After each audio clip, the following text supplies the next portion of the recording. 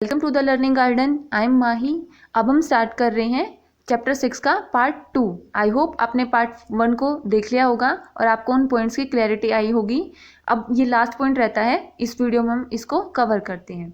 हम इस पॉइंट्स को कुछ लाइंस के थ्रू स्टार्ट करते हैं और फिर इसको डिटेल में समझेंगे। ये एक बेटे की विश है और वह विश क्यों है इसको हम समझते हैं। Father inherited our house from his father and everyone says he will live it to brother. वो लड़की क्या कहती है कि मेरे पिता ने यह घर अपने पिता से लिया है और सब ये कहते रहते हैं कि अब वो इस घर को या इस प्रॉपर्टी को मेरे भाइयों के लिए छोड़ देंगे। But what about me and my mother, लेकिन मेरा और मेरी माँ का क्या हमें इसमें से कुछ नहीं मिलेगा? To expect a share in my father's home is not very womanly, I am told. अपने पिता की जो प्रॉपर्टी है उसमें से एक हिस्सा अपने लिए एक्सपेक्ट करना उस टाइम अच्छी बात नहीं मानी जाती थी। सब ये बोल देते थे कि तुम्हें ना तो कुछ मिलेगा और तुम्हें ऐसी बातें नहीं करनी चाहिए। But I really want a place of my own, not dowry of silk and gold. पर मुझे सच में अपना खुद का एक प्लेस चाहिए था, अपनी खुद की एक जगह चाहिए थी। डाउरी में कोई सिल्क या गोल्ड नहीं चाहिए था।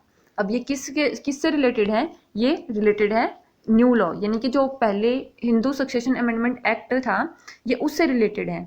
अमेंडमेंट का मतलब होता है चेंज, और जब उसके साथ में कोई भी ईयर लिखा होता है तो इसका मतलब होता है कि उस सन में ये चेंज किया गया है। इस अमेंडमेंट एक्ट 2005 दिया गया है इसमें, तो जो ये चेंज हुआ है ये 2005 में हुआ है। लेकिन इससे पहले ये लॉ क्या कहता था कि जनरली हम ये देखते थे कि जब भी हम ये सोचते हैं कि ये इस लैंड का ओनर कौन है, अगर कोई किसान है और उसके पास खेत है, हम उससे पूछते हैं कि इस लैंड का ओनर कौन है, तो वो खुद को ही उस लैंड का ओनर बताता है। यानी कि हर बार मेल को ही उस लैंड का ओनर बताया जाता है, कभी भी किसी वुमेन को उस लैंड का ओनर नहीं बताया जाता। हाँ, वुमेन्स उस लैंड पे काम कर सकती हैं, लेकिन एज ए ओनर जब रिप्रेजेंट करना होता है तो सिर्फ मेल्स के लिए ही ये अपॉर्चुनिटी होती है, वुमेन्स को कभी नहीं मिलती। तब उस टाइम पे क्या होता था कि जो हिंदूज फैमिली होती है उनमें लड़कियों को उसके पिता की प्रॉपर्टी में से कुछ भी हिस्सा नहीं मिलता था। जितनी भी प्रॉपर्टी होती थी उसके पिता के डेथ के बाद वो सारी प्रॉपर्टी उसके भाइयों में इक्वली डिवाइड करती जाती थी। ना तो उसे कुछ मिलता था और ना उसकी माँ को कुछ मिलता था। लेकिन जब इस एक्ट में चेंज किया गया या अमेंडमेंट किया गया तो उस लॉ में सबसे इंपॉर्टेंट पॉइंट क्या था? In the new law, sons, daughters and the mothers in Hindu families can get an equally share in the land। अब इस लॉ में क्या बता गया कि जो भी हिंदूज फैमिली हैं, बाई चांस अगर उनमें किसी किसान की डेथ हो जाती है तो जो उसके बेटे, उसकी बेटी और उसकी जो वाइफ होती है उन सबको इक्वली शेयर मिलेगा उसकी प्रॉपर्टी का। The same law will apply to all states and union territories of the country. और इस सेम लॉ को हमारी कंट्री के हर स्टेट और यूनियन टेरिटरीज पे अप्लाई किया गया था। अब इससे गर्ल्स को बहुत बड़ा फायदा होने वाला था। क्या? क्योंकि जो पहले के टाइम में जब उनको कुछ भी नहीं मिलता था तो वो जनरली मेन पे डिपेंडेंट रहती थी अपनी हर नीड्स के लिए, लेकिन अब उनके पास अपनी खुद की एक जगह होती थी या खुद का कोई ना कोई सोर्स होता था जिसकी ओनर वो खुद होती थी। अब वो किसी पे भी डिपेंड नहीं होती थी। तो ये इस लॉ से सबसे प्लस पॉइंट मिला गर्ल्स को। फॉर एग्जाम्पल, अब हम इसको एग्जाम्पल के जरिए समझते हैं कि उस गांव में सुधा एग्रीकल्चर फैमिली की सबसे बड़ी डॉटर थी और उसकी शादी कर देते हैं। अब वो पास के गांव में रहती है, लेकिन कुछ टाइम के बाद उसके पिता की डेथ हो जाती है।